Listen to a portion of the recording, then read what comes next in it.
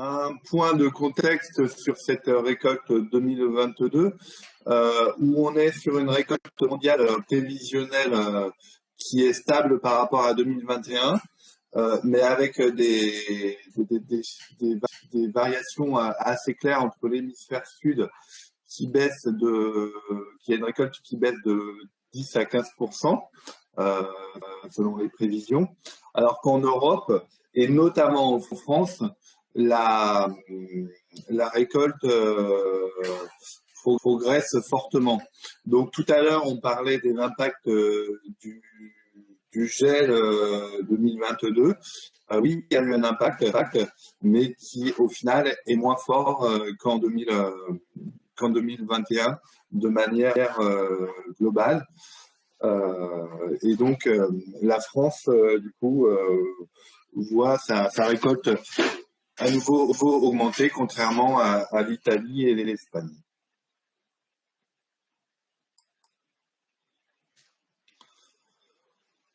En Occitanie, on est sur des rendements conformes à la moyenne quinquennale, avec quelques variations entre départements, comme on peut le voir sur la carte, puisque globalement, on est sur une progression de la récolte en 2022, puisqu'on passe d'un peu plus de 12 millions d'hectolitres à 15 millions, soit plus 21%.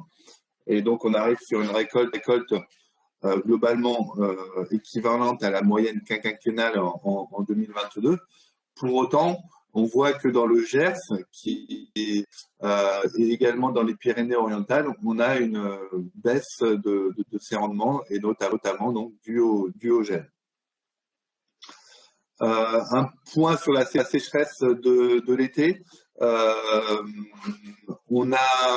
qui a engendré donc des pertes en quantité et également en qualité, même si on reste sur une récolte de 2022 globalement très intéressante en termes de qualité pour les vins. Un point marquant de cette sécheresse et qui a été compliqué à gérer pour les vignerons, c'est la forte hétérogénéité dans la maturité du raisin, et ce qui fait que ça a étalé la vendange sur une période un peu plus longue que d'habitude, et donc c'était plus compliqué à gérer à ce niveau-là. Donc voilà sur la quantité et la qualité de la récolte en Occitanie. Sur les marchés, donc on est sur le contexte international, donc on est sur une superficie du vignoble et une production mondiale stable en 2022, avec une consommation qui, elle, diminue légèrement, et notamment au niveau ça engendre, on le verra tout à l'heure, des difficultés au niveau notamment des vins rouges. Au niveau Occitanie, il faut savoir que les vins d'Occitanie représentent près de 40% des vins français vendus à l'export en volume en 2021. Enfin non, pardon, excusez-moi, je reprends. Les vins d'Occitanie représentent un tiers des vins tranquilles français exportés, et ça représente donc 40% des vins produits en Occitanie. Voilà, c'est plus logique dans ce sens-là en termes de volume. Par contre, en termes de valeur, les vins d'Occitanie, eux, représentent 16% des vins exportés. Donc, on exporte un tiers des vins pour une valeur de 16%. Ce qu'il faut noter sur le contexte sur 2021, c'est qu'on a une reprise des exportations françaises équivalente aux années 2018-2019, donc qui sont comparables aux période avant la crise, après une pause en 2020 due notamment au Covid. Sur 2022-2023, on est aujourd'hui, et vous le verrez dans la diapo d'après, sur un ralentissement des transactions en vrac, dû notamment à un contexte d'inflation sur l'énergie et sur le verre, le transport, etc.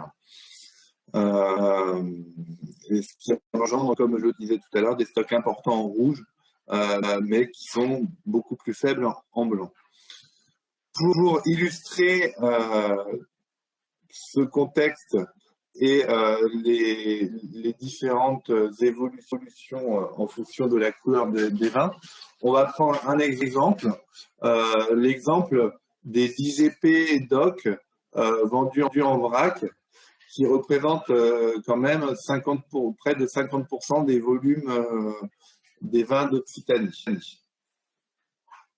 Donc sur le premier graphique à gauche, on voit clairement que sur la campagne 2021-2022, quand on parle d'une baisse de volume, c'est assez important puisqu'on a 28% de volume commercialisé en moins.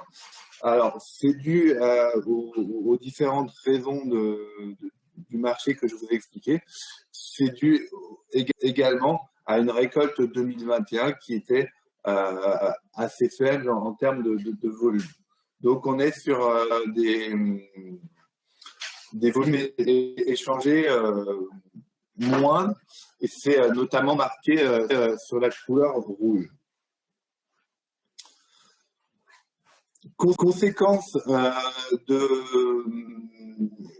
des faibles disponibilités, notamment en blanc, c'est que les prix augmentent fortement. Donc, puisque en blanc, on est sur une augmentation de 30 € à l'hectolitre, c'est quasiment 30% d'augmentation par rapport à 2020-2021. Et on est également sur une augmentation sur les rouges et les rosés, mais qui est quand même nettement moins marquée que sur le blanc.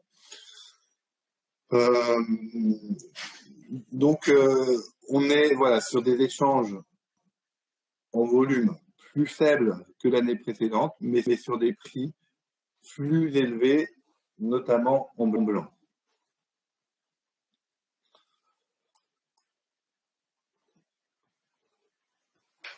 Donc, pour élaborer nos résultats 2022, il faut, je me permets de refaire un point méthodologique sur la composition de nos échantillons d'exploitation. On est majoritairement sur des exploitations qui se trouvent en ex-Languedoc-Roussillon, puisque c'est la première zone productrice de la région Occitanie. Donc 64% des exploitations sont issues de cette zone-là, avec majoritairement des exploitants apporteurs en cadre coopératif. Et également, mais dans une moindre mesure, des cas particulières qui sont positionnés sur le marché négoce. Donc là, les résultats qu'on vous présente reflètent principalement ces deux catégories de viticulteurs, de vignerons, mais ne prennent pas en compte les vignerons qui ont leur majorité de commercialisation directement en bouteille. Sur cette catégorie d'exploitation, le produit viticole est composé généralement de 3 récoltes et donc se divise en 2 grandes parties. On a une partie chiffre d'affaires. Le chiffre d'affaires correspond sur 2022 aux acomptes 2021 qui sont versés. Récolte 2021, récolte faible, donc des acomptes en diminution par rapport à 2020. On a également une partie du solde de la récolte 2020 qui est versée et qui, lui, en revanche, est en progression par rapport à 2019. Donc, au final, en termes de chiffre d'affaires, on perçoit des données, des flux liés aux récoltes antérieures à 2022. Et donc, globalement, on sera sur un chiffre d'affaires qui évolue peu par rapport à 2021. L'impact de la récolte 2022, il est sur la variation de stock, où là, effectivement, compte tenu d'une récolte 2022 qui est supérieure à celle de 2021, on a une variation de stock positive. Donc, ce complément d'explication sur la méthodologie permet d'expliquer derrière qu'on soit sur un produit viticole relativement stable par rapport à 2021. Et donc, au niveau de notre échantillon, on est sur un produit viticole aux alentours de 4 550 € l'hectare pour une surface moyenne de 28 hectares de vignes.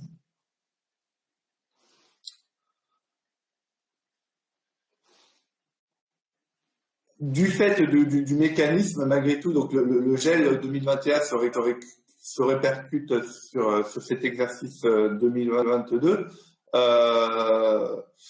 Ce qu'il faut noter dans les moyennes qu'on présente, c'est et on le disait tout à l'heure, c'est une forte hétérogénéité des résultats selon les territoires en raison des aléas climatiques.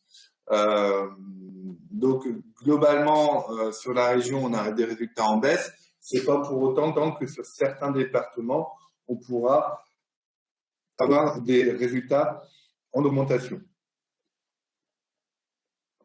Si on fait un détail par département, l'Hérault, l'Aude dégage les meilleures performances. En tout cas, parmi les départements les plus significatifs en termes de production viticole. Le Gers et les Pyrénées-Orientales, qui sont eux sur de très faibles rendements, ont plutôt des résultats vraiment en baisse. Et le Gard également, qui a subi pas mal d'épisodes de grêle. Alors, pourquoi avec un produit litistable, on a une baisse globale de l'EBE? Tout simplement puisqu'on a les postes de charge qui augmentent par rapport aux différentes hypothèses qu'on a présentées dans le contexte global des charges. Les charges opérationnelles plus 11%, les charges fixes plus 6%. Mais on a également une diminution des aides, puisque le gel 2021, même si ça ne représente pas la plupart du produit de l'exploitation, le gel 2021, il y avait eu des indemnités derrière qui ont été en partie comptabilisées en 2021. Et du coup, on est sur une baisse assez importante de l'EBE en 2022, puisqu'on partait d'un EBE en moyenne à 53 400 € et on arriverait en fonction des hypothèses sur un EBE qui pourrait diminuer de moitié jusqu'à 41 800 €. Donc avec encore une fois, et je le souligne, une variabilité assez importante en fonction des zones. Donc voilà pour la partie viticulture.